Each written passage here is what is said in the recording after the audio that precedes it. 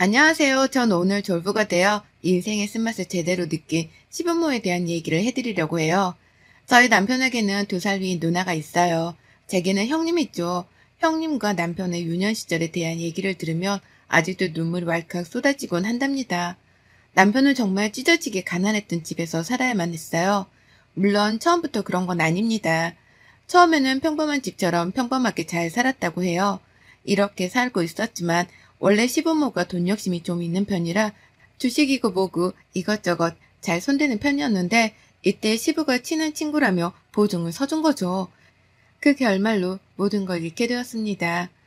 집의 기둥이 뿌리채 뽑히게 되면서 온 집안에는 빨간 딱지들이 붙기 시작했고 이때부터 시부모는 매일같이 남편과 형님 앞에서 큰 소리를 내며 싸우고 몸싸움까지 했다고 해요. 어느 날은 시부가 집을 나가고 또 어느 날은 시모가 집을 나가면서 이 남매는 부모로부터 완전 방치가 되었던 겁니다.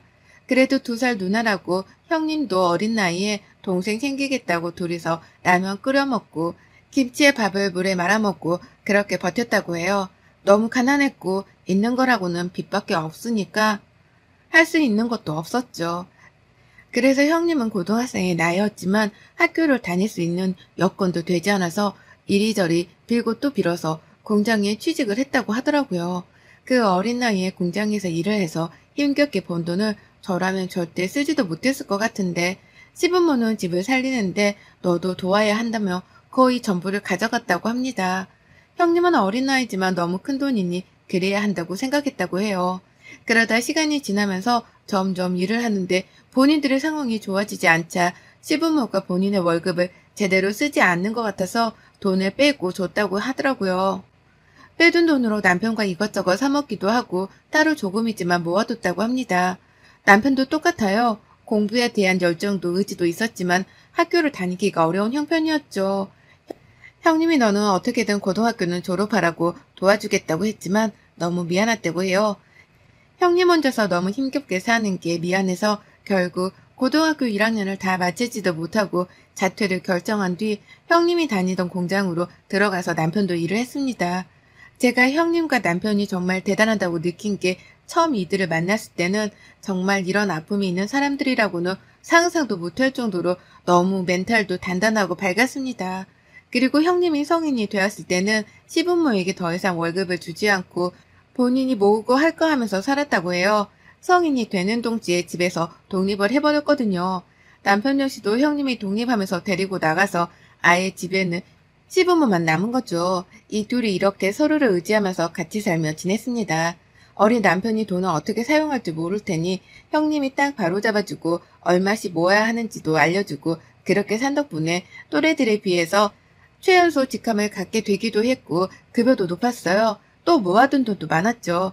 단순히 공장에서 일하는 걸로 만족하지 않고 본인이 맡은 일에 대해서 더 성장할 수 있는 방법을 찾아서 일을 하면서 관련 자격증도 여러 개를 따던 사람입니다. 그렇다 보니 급여가 더 높아질 수밖에 없었죠. 이렇게 살아온 남편은 30대 후반의 나이에 24평이지만 수도권의 작은 아파트를 샀습니다.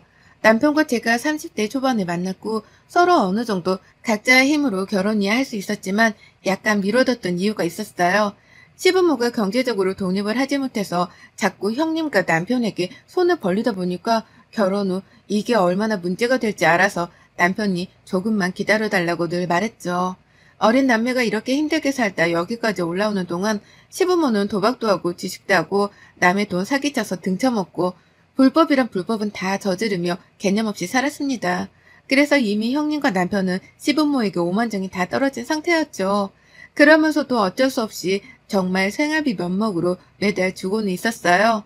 제가 연애를 오래 했고 형님도 저를 예뻐해줘서 셋이서 자주 술도 마시고 그랬거든요. 그래서 제가 그럴 때마다 이렇게 말을 했습니다. 그 생활비 면목으로 도와주는 것도 그만 도와주라고 습관되는 거라고 아예 모른 척을 해야지 그렇게 해봤자 의미가 있냐고 막 뭐라고 했지만 그들의 입장도 이해가 되긴 했어요. 당장 아예 모른 척을 하자니 상황이 그렇지 못하고 뭐 어쩔 수 없죠. 부모 자식이란 관계가 그렇잖아요. 그러던 중 대박적인 상황이 왔습니다. 이 시기가 딱 남편이 자가집을 사고 이제 결혼을 하자고 말하며 서로 계획을 세우고 있던 시기였어요. 그런데 시부가 늘 안고 있던 그놈의 주식이 말 그대로 대박이 난 겁니다. 그로 인해서 정말 인생 역전 졸부가 되었죠.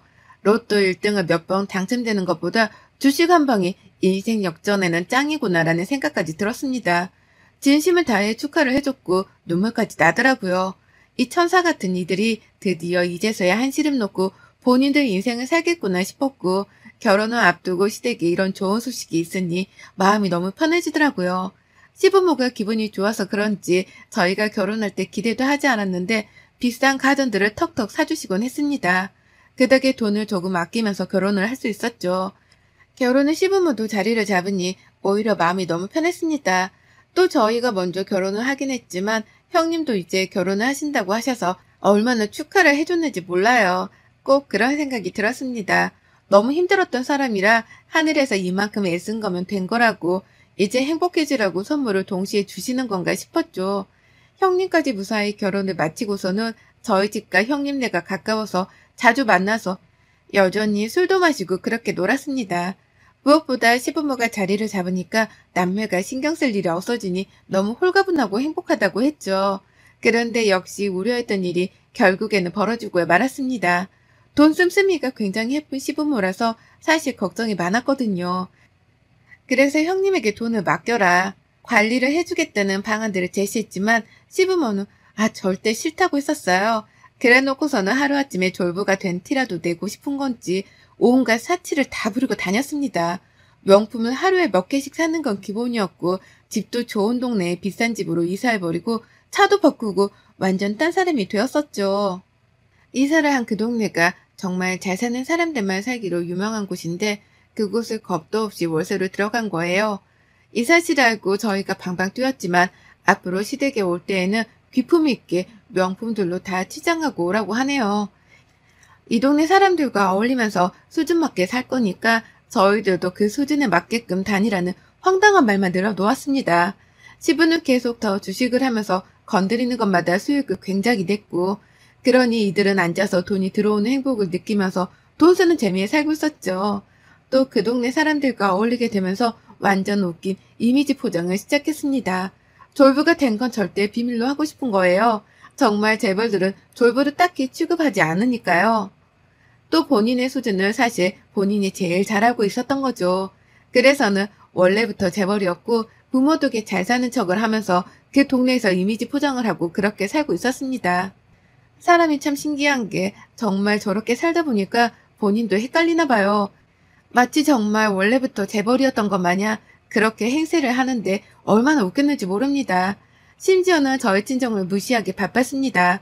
저희 친정에 대해서 간략하게 말씀드리자면 빚이 없어요. 엄청난 재벌 부잣집은 아니지만 여유는 있게 살았던 편이고 돈 때문에 힘들어 본 적 단 한 번도 없었죠. 그래서 원래는 시부모가 저희 집을 부담스러워하기도 했거든요. 본인들의 집은 이런데 너희 부모가 니들 결혼을 허락하겠냐고 말이죠. 그런데 이렇게 졸부가 되어 재벌인 양 살다 보니 눈에 보이는 게 없는 건지 평범하게 빚도 없이 여유 있는 저희 친정을 무시했습니다. 얘 연수야, 너 저거 과일 어디서 사왔니? 동네 마트 같은 데서 사온 거니? 아직도 모르냐? 우리는 백화점에서 산 거 아니면 절대 안 먹는다니까. 어머님, 이것도 엄청 비싼 걸로 산 거예요. 비싸고 뭐고를 떠나서 백화점 거는 원래 급이 다르다고. 저거 먹지도 않을 거니까 니들이 먹던가 아니면 니네 엄마 아빠 드려라. 비싼 거라고 좋아하시겠네. 평소에 구경도 못 해볼 거 아니야. 네? 아니 니네 집은 끼키야 동네에서 산 과일만 먹지 않니? 백화점 과일을 매번 어떻게 먹겠어. 손 덜덜 떨려서 안 그래? 이래서 사람은 급이 맞는 사람들끼리 결혼도 하고 그렇게 가족이 돼야 하는 거야. 우리에 비해서 너희 집이 확 기울잖니. 그러니 뭐 대화가 통하길 하겠어. 공감이 되겠어. 다른 집들은 며느리 들이면서 별거 다 받았다던데 너는 뭘 해준 게 있냐 우리한테. 아유 말을 말자. 저를 앞에 두고 저렇게 저희 집을 무시하는 바람도 서슴없이 하던 시모를 보고 진짜 깜짝 놀랐습니다. 사람이 변해도 이렇게 한순간에 변할 수가 있나 솔직히 신기하기도 했어요. 그리고 충격적이었다는 말이 딱 맞겠죠. 기분이 나쁜 건 둘째치고 너무 불안했습니다. 그래서 형님네랑 저희 부부가 술 한잔씩 하면서 늘 얘기를 했어요.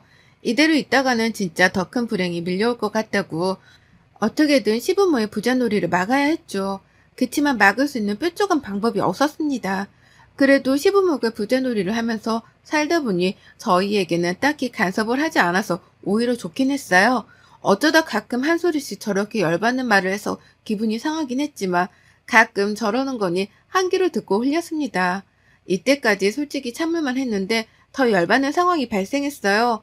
어느 날부터인가 시모가 집에서 모임을 한다며 절 부르더라고요. 대체 모임을 하는데 절 왜 부르나 했습니다.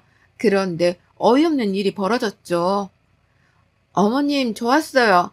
맞니? 아니, 오늘 나 중요한 모임인데 다들 며느리 좀 보자고 하도 난리여서 일단 오라고는 했다만, 너는 애가 나이가 몇인데 옷 입는 꼬라지가 그러니? 가방도 명품 없어? 아유, 이래서 급이 맞는 사람들끼리 어울려야 하는데 미치겠다. 우선 내 옷이라도 갈아입고 사람들 앞에서 조신하게 그냥 웃어. 말도 아끼고. 알겠어? 한 문장 이상 하지 마. 네가 말해봤자 좋을 거 하나 없으니까 괜히 나 쪽팔리게 하지 말고. 다른 사람들은 모두 며느리들이 이 모임에 참석해서 얼굴을 비췄다고 합니다. 한마디로 말하면 다들 자랑하기 바쁜 거죠. 근데 그들은 정말 처음부터 잘 살던 수준이 다른 재벌이니 며느리들도 그런 집안이겠죠. 그런데 저는 그렇지 못하니 그게 못마땅해서 보여주기 싫어서 늘 미루다가 도저히 안 되는 상황이 되니 절 불러서 저렇게 한 겁니다. 자존심도 상하고 기분이 너무 나쁘더라고요. 시모 옷 중에 그나마 젊어 보이는 원피스와 명품 주얼리로 아주 도배를 하고 집안인데도 굳이 가방까지 들고 있으라는 시모를 보며 솔직한 심정으로는 한심하더라고요. 저렇게까지 자랑을 해서 얻는 건 뭔가 싶었죠. 결국 모임은 시작이 되었고 저를 향한 질문들이 쏟아졌습니다. 어떻게 결혼을 하게 되었는지, 어느 집안 사람인지부터 시작해서 막 질문이 취조하듯 쏟아지길래 너무 당황스러웠어요. 그러다 제가 하나씩 답을 하려고 하자 시몬은 제 허벅지를 쿡 찌르며 눈치를 줬고 본인이 말을 하더라고요. 에휴, 얘는 그런 말 알아듣지도 못해요. 어느 집안 사람이긴 뭘. 아무것도 없는 평범한 집안에서 사내예요. 저도 솔직히 뭐 급이 맞는 결혼을 해서 우리 아들 승승장구 해주고 싶었지만 둘이 좋아 죽겠다길래 그냥 눈 감아 줬어요. 어차피 우리 집이 여유가 있으니 욕심은 안 부리기로 했죠.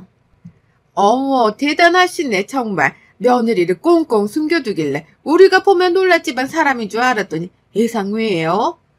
꽁꽁 숨겨두긴 뭘요. 워낙 이런 자리에 익숙지도 못한 아이고 산다고 일에 먹기 바쁜 애를 굳이 불러두면 어색해질까봐 제가 제 손에서 마무리하려고 했죠. 며느리 친정집이 워낙 가난하고 사돈들도 정상머리가 없어서 저희 집에서 늘 도와주고 있거든요. 대단해라 정말. 그게 돈이 있다고 해도 쉽지 않은 결정인데 다시 보이네요 정말. 모임을 진행하는 내내 저는 단 한마디도 하지 못하고 웃기만 하고 있었죠. 거짓으로 시작해서 거짓으로 끝난 저 모임 자리는 지옥 같았습니다. 모임이 끝나고 사람들이 모두 가자 시몬은 제게도 집에 가라며 손짓으로 까딱 하더라고요. 그래서 저는 말했습니다. 어머님, 앞으로 이런 자리에 저 부르지 말아주세요. 제가 뻔히 아는데 제 앞에서 저희 집을 그렇게 모욕하시고 거짓말하시고 그렇게까지 저를 못나게 만드셔서 얻으시는 게 있으세요? 제가 아까도 정말 황당해서 말을 하려다가 그냥 말았네요. 이런 말까지는 안 하려고 했는데 한순간이에요. 제발 지금이라도 적당하게 분수에 맞게 사셨으면 합니다. 나중에 무슨 문제라도 생기면 그땐 저희가 책임 못 져요. 아시겠어요? 뭐라는 거야? 배 아프냐? 그지 같은 인생에서 벼락부자 되니까 배가 아파? 왜? 몇 푼이라도 쥐어주랴? 시몬은 저렇게 말하면서 오늘 수고한 수고비라며 제게 30만 원을 던져주더라고요. 그러면서 가지고 빨리 가라며 시끄럽다고 했죠. 전 그대로 돈을 바닥에 두고 집으로 왔고 남편에게 모든 걸 말했습니다. 남편 역시도 대체 이게 무슨 소리냐며 열받아서 방방 뛰었고 바로 시모에게 전화해서 2번 다시 이딴 짓 하지 마시라며 열을 냈습니다. 이후에도 계속 형님네와 저희 부부는 만나서 시부모가 저렇게 사는 거에 대해서 불안한 마음을 감출 수 없었어요. 이제는 본인들 자식인데도 형님과 남편이 간섭이라도 하려고 하며 니들도 나가서 니들끼리 살아놓고 왜 이제 와서 간섭을 하냐며 되려 큰 소리를 냈습니다. 그러면서 니들이 언제 우리를 부모로 생각했냐며 웃긴 것들이라고 돈 좀 쥐니까 콩고물 떨어질까 그러냐며 정말 상상할 수 없는 말을 했어요.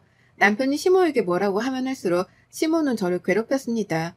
누가 볼까봐 쪽팔린다며 생전 시댁에 초대도 안 하던 사람이 어느 날부터인가 저를 자꾸 불렀죠. 그렇게 해서 가보면 저를 무시하는 재미로 사는 사람 같은 모습을 보였습니다. 하루는 시모가 급히 오라고 하길래 또 갔어요.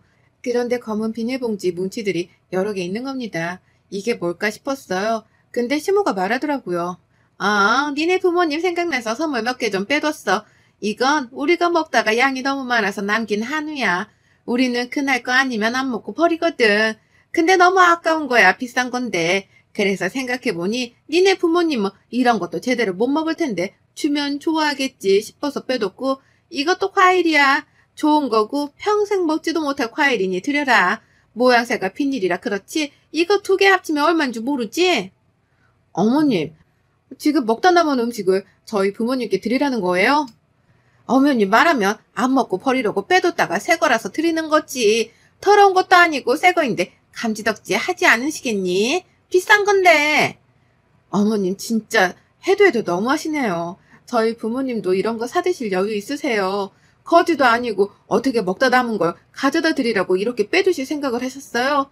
진짜 적당히 좀 하세요. 저도 참는데 한계가 있어요. 그리고 정말 웃겨서 말씀드리는 건데 어머님 지금 모습이 만족스러우세요? 과연 그 모습이 얼마나 갈 것 같으세요? 평생 그렇게 여유 있게 살고 싶으시면 제발 지금이라도 정신 차리고 현실을 보세요. 그리고 앞으로 이런 식으로 하실 것 같으니 저 여기 또 안 올게요. 없는 것들이 자존심만 부린다더니 딱 네 꼴이네. 없으면 감사합니다 하고 받을 것이지 쓸데없이 자존심을 부리고 있어. 어디서 못된 것만 배워가지고는 네가 언제 이런 비싼 한우를 먹어보겠니? 우리야 뭐 매일같이 먹어도 통장 창고에 티도 안 나는데 너도 그렇고 니네 집도 그렇고 이걸 언제 먹어보겠냐고. 기껏 생각해서 챙겨줬더니 싸가지 없기는. 이래서 없는 것들은 안 돼. 아, 진짜 평생 없이 살아놓고 이제 와서 주접은? 뭐? 너 뭐라고 했어? 주접? 너 미쳤냐 지금?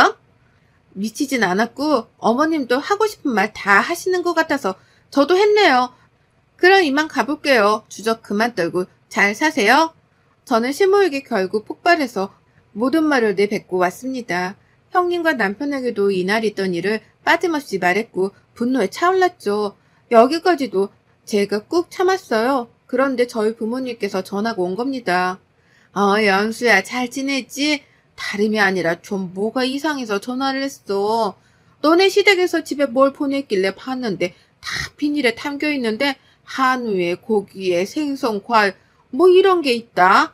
근데 이게 무슨 쓰레기 버리듯이 보낸 것 같아서 이게 뭔지 영문을 모르겠네. 결국 제가 본인에게 막말을 한 게 열이 받아서 저희 친정집에 먹다 남은 것들을 싹 굳이 또 퀵으로 그걸 보낸 겁니다. 전 머리 뚜껑이 확 열렸고 더 이상은 참기가 싫었죠. 시모랑 싸우기 전에 또 모임이 있고 며느리들이 모두 모이는 자리라고 들었습니다. 그런데 이렇게 싸웠으니 제가 갈 필요는 없었지만 옳다구나 싶었죠. 애초부터 태생부터 재벌이고 부자인 척, 고상하고 우아한 척, 이미지를 굉장히 중요하게 생각하니 시모가 제일 두려워하는 진실을 저 모임에서 까발려야겠다 싶었습니다. 제가 그 모임 자리에 등장하니 시모가 뭐냐고 왜 왔냐며 귓속말을 했고 전 웃으며 가증스럽게 연기를 했죠. 그러다 모든 사람이 모였을 때 사실을 폭로했어요. 저 드릴 말씀이 있는데 다들 주목 좀 해주세요. 저희 어머님에 대해서 말씀드리려고요. 너무 다정하고 좋으시죠? 얼마나 배려가 깊으시면 글쎄 먹다 남은 한우의 생산의 과일들을 음식물 처리하기 직전에 굳이 퀵으로 저희 친정집에 보내시는 거예요. 비싼 거 못 사 먹을까봐 그것뿐이겠어요? 태생이 부자? 아니에요. 시부모 평생 해픈 씀씀이에 도박, 주식, 보증, 별거 다 해서 집 말아먹고 제 남편이랑 형님이 평생 일해서 벌어먹고 그렇게 살았죠. 그리고 여러분들 욕한 것들은 녹음도 했는데 들려드릴게요. 제가 이렇게 공개를 하자 순식간에 아수라장이 되었고 시모는 벌벌 떨면서 아니라고 하기 바쁘더군요. 그런데 더 대박인 건 이렇게 공개를 하자마자 다들 돈을 내놓으라는 소리를 하는 겁니다. 알고 보니 시부모가 주식으로 생활유지를 하는데 한계가 온 겁니다. 그래서 사람들한테 본인들의 부를 자랑하며 돈을 받아 투자를 해서 불려주겠다고 재테크를 해주겠다는 등등의 말들로 현혹시켜서 그 돈으로 생활을 하고 있던 겁니다. 결국 시부모는 총 6명에게 고소를 당했고 그 액수만 해도 30억이 훌쩍 넘는 돈이었어요. 다들 여유가 있는 집들이라 그런지 돈을 잃는 것보다 벌을 주는 게 맞다고 판단하셨고 결국 합의를 못해 사기 관련으로 시부모 둘 다 옥살이를 하게 되었습니다. 생각도 못한 전개라 굉장히 당황했지만 차라리 이렇게 밝혀져서 형님도 남편도 큰 피해를 피할 수 있게 되어 다행이라고 했죠. 아직도 저들은 옥살이 중이고 형님도 남편도 시부모랑 아예 연을 끊고 살고 있습니다. 저희끼리 더 똘똘 뭉쳐 잘 살고 있어요. 여러분의 생각은 댓글로 남겨주세요. 오늘도 시청해주셔서 정말 감사합니다.